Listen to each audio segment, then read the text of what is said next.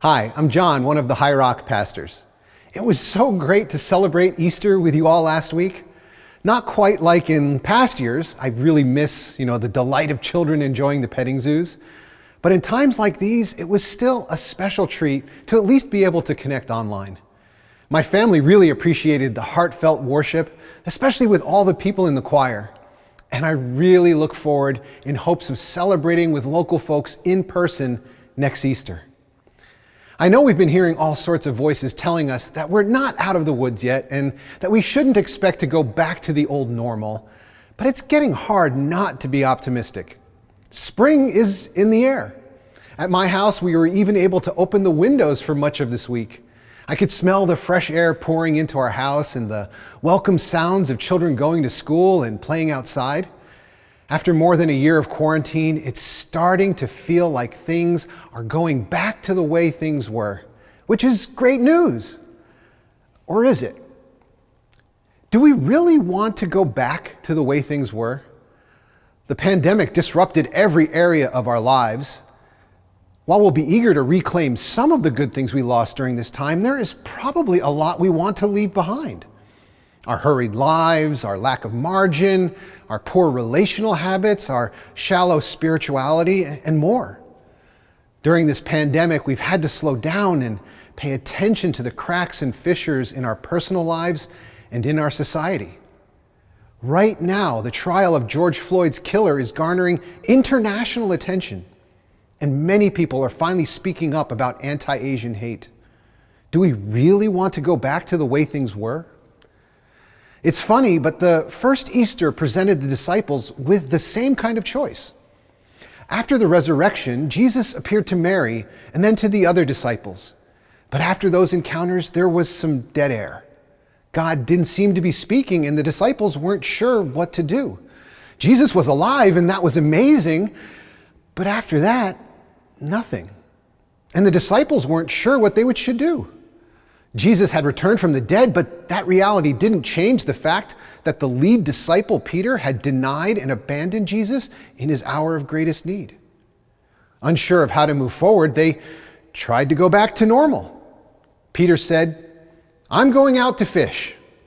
And some of the other disciples said, "I guess we'll join you." They had been fishermen before they were disciples, so they were just going back to the way things used to be, not yet aware that Jesus was about to lead them into a better future.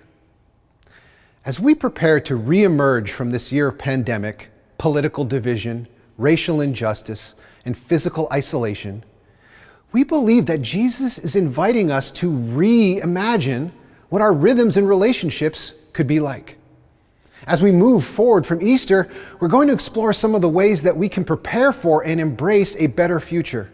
Rather than return to the way things were, we want to make sure that we rediscover our passions, reframe our views on our vocations and finances, and renew our love for family, friends, and a world full of people who are not yet our friends.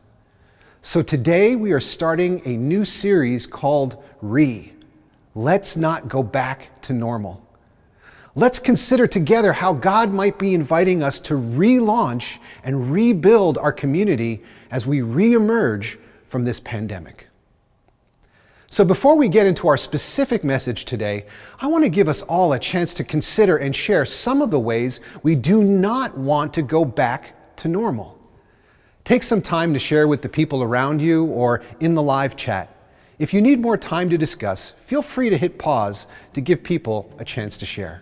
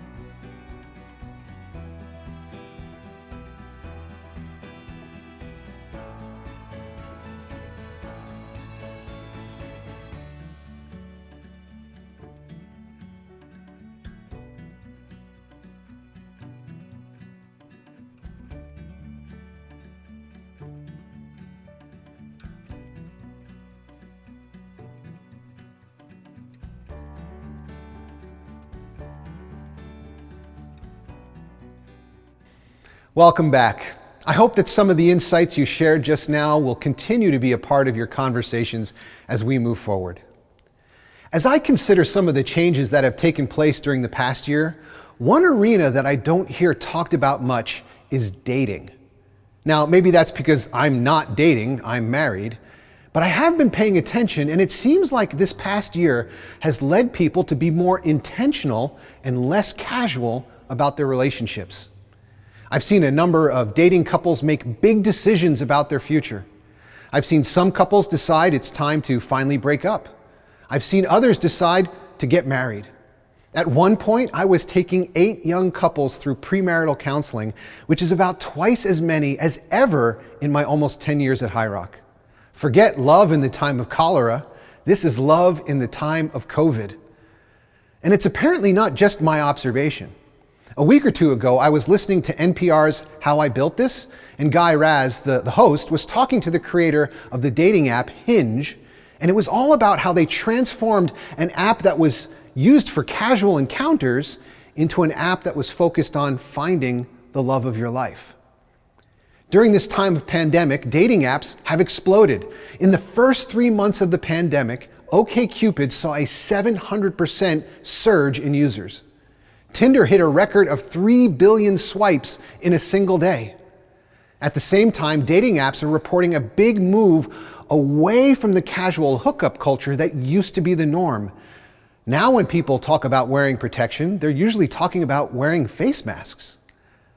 Match is one of the biggest presences in dating apps. They own over 40 dating sites or apps like Match.com, Tinder, Hinge, and OkCupid, with about 10 million subscribers. Each year, Match does an annual participant study called Singles in America, and they found that 63% of their users were spending more time getting to know their potential partners, and 69% reported having more transparent and honest interactions. In short, people are taking dating more seriously. And with the ever-looming possibility of COVID, more people are engaging in exclusive relationships rather than simultaneously dating multiple people. A lot of these changes seem pretty positive. As a pastor who works with young adults, I'd love to see us move away from a culture of disposable relationships. I'd love to see a renewed commitment to treating people's hearts with more care. Now, it probably won't surprise you to learn that the Bible really doesn't have anything to say about dating apps or dating, period. Dating is an incredibly recent invention. And though the Bible has nothing to say specifically about dating, it does have a lot to say about singleness. And as we'll see later, what the Bible has to say about singleness has a lot of value for everyone, whether we're single or not. In fact, until the Protestant Reformation, singleness was not just a state of not being taken, it was seen as a calling for every follower of Christ to at least consider. I want to turn to a passage that had read for us just a few minutes ago and consider what Jesus had to say about marriage and singleness so that we can then consider how God might be speaking about singleness to us today. The passage we're looking at starts with a question about marriage and divorce. But the religious leaders aren't looking for answers. They're just trying to trap Jesus into taking sides in a controversial issue that might turn many people against him. Jesus' opponents start by asking whether they can divorce their wives for any and every reason. Jesus says no. In fact, the only reason to divorce is for sexual infidelity. If you divorce for any other reason and get remarried, that's adultery, says Jesus. Now, many people listening to Jesus are shocked. Without a more generous escape clause, Jesus' own disciples figure that marriage is a trap to be avoided at all cost. And Jesus says to them that they're right. Perhaps for the wrong reasons, which we'll see, but they are right. It is better to not be married at all. Jesus then takes their concern about marriage and puts it ever so eloquently that it's better to be a eunuch. This conversation ends up in a place that isn't a typical topic of conversation, but it starts with a question that many of us consider. That is, What circumstances could justify a divorce? And Jesus' answer is striking. If you've ever been to a wedding, you've heard those words that come straight from this passage. What God has joined together, let no one separate. The idea that the other person commits to loving you until death do you part might seem reassuring at first. But are you ready to commit to the same for the other person? Till death do you part is simultaneously deeply comforting and terribly frightening. And that's why the disciples were scared. Marriage was starting to look like a trap. Yes, Moses permitted divorce for other reasons, but only as a concession for human weakness. Now, I want to be careful here. Some of you listening right now have known the pain of divorce. I do not believe that Jesus' words were meant to single you out. Instead, I think we can all agree that God's intention from the beginning was for something better than divorce. Indeed, if God does hate divorce, it is no doubt because God has personal experience with the pain of relational brokenness. If you've experienced the pain of divorce, understand that God knows your pain as well. But in a conversation about marriage and divorce, why is Jesus talking about eunuchs? Why does Jesus conclude by inviting us to consider the life of a eunuch? What does it even mean to make oneself a eunuch for God's kingdom? In Jesus' day, and even for many people today, the highest vision of the happy life was to be married with children. Everyone wanted a family that would carry on their legacy and their name. And it's not just about legacy. Do you want to be happy? Do you want purpose? Do you want to be fulfilled? Do you want to experience the fullness of God's blessing? Then get married and have a lot of children. But is that really the answer? It's also a lot of pressure. Singleness can be hard enough. Dating seems to get more complicated all the time.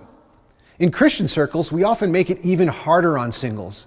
There is a subtle but constant pressure towards marriage and family. When my wife and I were dating, every time we got together with friends or family, they were always asking her when we were going to get married. If we hadn't seen someone in a while, they were constantly looking at our hand to see if there was a ring on it. Well-meaning parents want grandchildren. And if you're not dating, they're regularly asking if you've met anyone, and if not, why? And if they just so happen to have any friends with children who might be available, they offer to set you up. The subtle but constant implication is that your life is not complete without marriage and children. Even in church, singles can feel overlooked when they see so many ministries for couples or families or parents. Yes, those ministries are important, but singles can often feel overlooked, except when it's time to ask for someone to serve. Hey, you're not busy, right? When I was a child, I decided that I was going to remain single for life. I had seen my parents' marriage, and I didn't want any part of it. But one night, I got up out of bed and went in to see my dad, who was sitting in the kitchen. I had to be younger than 9 because my dad was still living with us.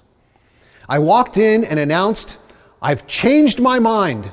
I am going to get married someday." I then turned around and marched back to bed. That night, I had decided that I was going to have a better marriage than my parents. I had no idea what I was talking about.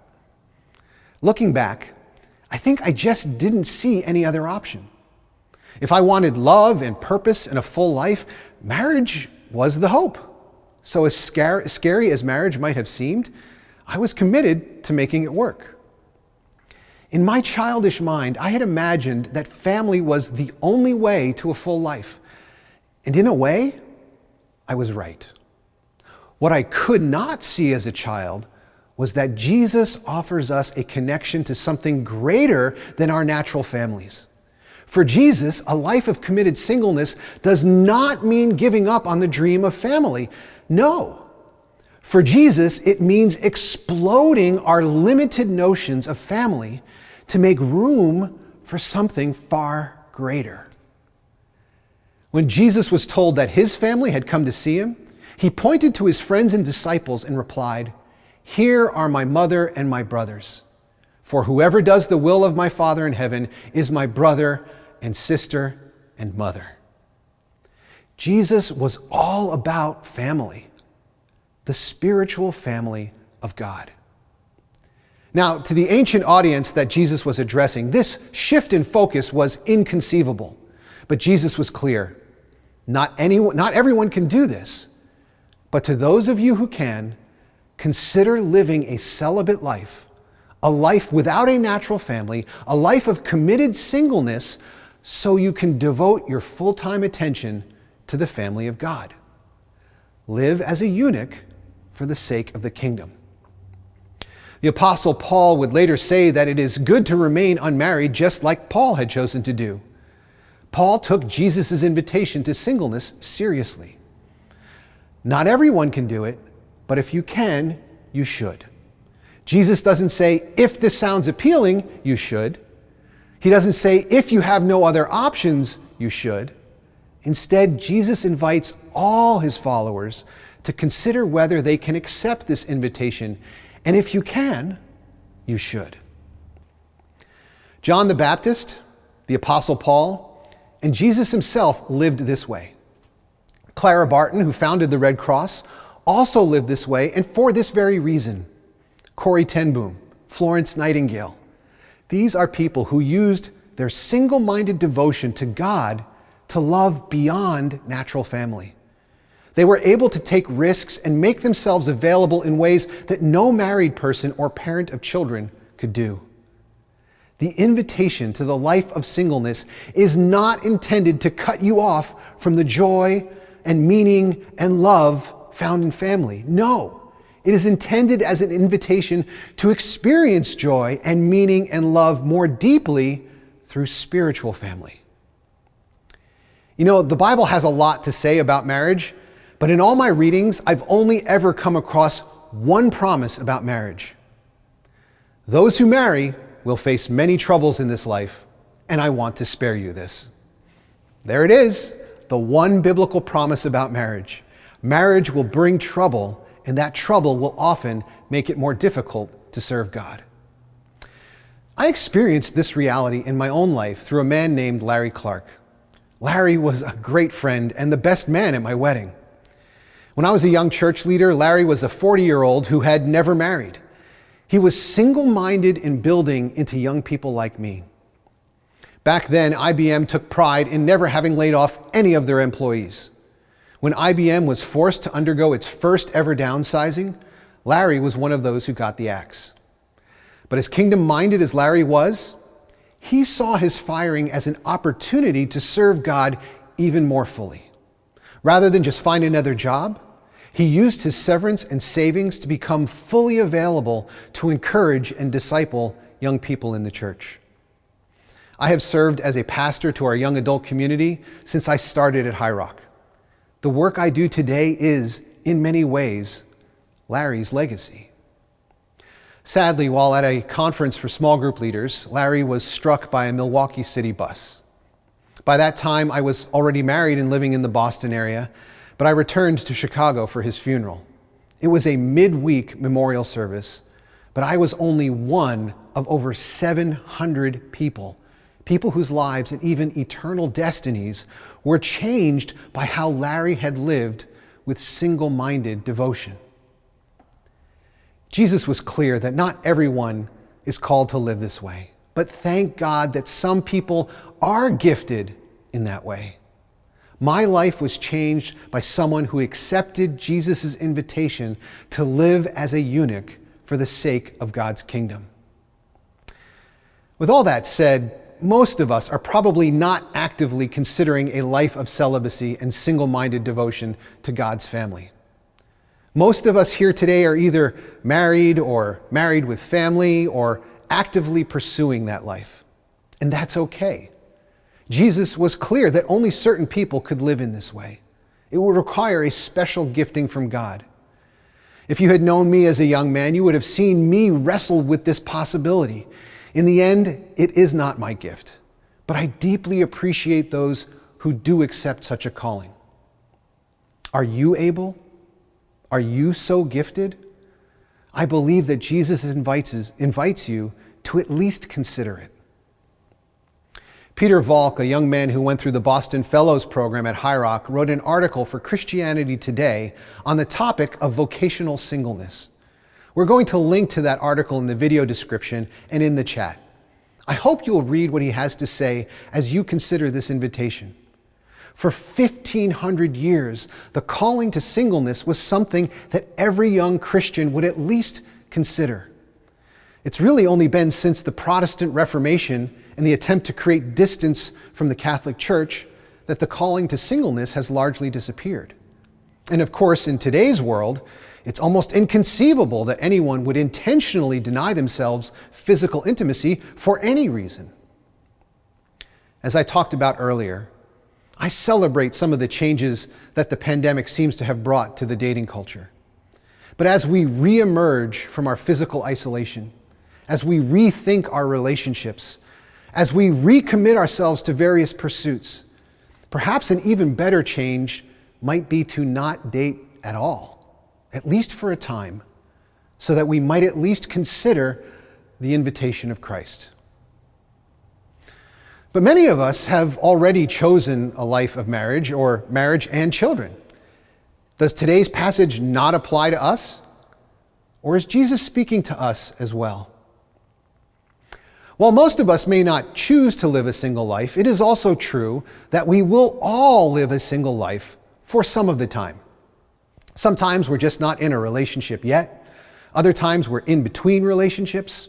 And if we're married, not every marriage has children. And if we do have children, there comes a time when children move out, hopefully. And as we age, many of us grieve the loss of a partner and find ourselves single again. One way or another, we all have times of singleness. Perhaps the invitation for some of us is not to be single, but to be single-minded. To be single-minded about the spiritual family of God. I think Jesus is saying to us that life is more than marriage and children, even if we're married with children. And when our marriages and families begin to demand less of our time, we could use that time as an opportunity to devote ourselves to the spiritual family of God. John F. Kennedy famously said in his inaugural address, "Ask not what your country can do for you, but what you can do for your country." How much more could Jesus ask us to say, "Ask not what the kingdom of God can do for you, but what you can do for God's kingdom"? What might you do for your spiritual family? What might you do for the sisters and brothers of Jesus? Think about how desperately broken this world is. We thought 8 minutes and 46 seconds was a long time to kneel on a man's neck. And the trial of George Floyd's killer has revealed that it was even worse. 9 minutes and 29 seconds. This week, racial, political, and perhaps even religious violence has continued. And I don't think I will ever forget watching that video of a 68-year-old Asian woman getting kicked in the head while hotel staff closed the door. How will this world mend unless we accept the invitation of Jesus to focus on more than our own friends and families? Jesus invites us to be more single-minded in how we serve Jesus' mother and brothers and sisters. Now, some people have said to me that they feel they could do much better or serve God much better in a God-centered marriage than they could as a single person. And fair enough, I think Jesus was saying the same thing. Not everyone is gifted to live a single life. I put myself in that same category. So here's the question for you married folks. Is God truly at the center of your marriage? That's a question we'll consider next week as we continue this series. But for now, let's seriously reconsider our priorities. Let's not go back to normal like the disciples when they went back to fishing. Instead, let's consider the invitation of Jesus to move forward to something better. It is my hope that if you are single, either by choice or by circumstance, whether for a short time or long, that you will hear hope in Jesus' difficult words. First of all, marriage and sexual companionship is not the greatest good and happiness in life. Today's culture may portray sex as a necessary expression of our identity and humanity, but Jesus invites us into so much more. Jesus' own life was a powerful display that there is so much more to this life. And as Larry Clark showed me, you will find far more purpose and happiness in seeing your singleness as an opportunity rather than as a curse. Yes, the single life can be lonely, and singles can often feel overlooked even in church, sometimes especially in church. But always remember that you are not overlooked by God. God sees you, and I hope that we will all see one another more clearly. My prayer is that you, like my best man Larry, might experience the kingdom-centered hope expressed by the prophet Isaiah when he spoke of a future day. Isaiah said, "Sing, barren woman, you who never bore a child. Burst into song, shout for joy, you who are never in labor, because more are the children of the desolate woman than of her who has a husband, says the Lord." That was Larry's life. And Larry lived that life because he saw it was Jesus' life. May it be our lives as well as we consider the invitation to be single-minded in loving the mother, the brothers, and the sisters of Jesus.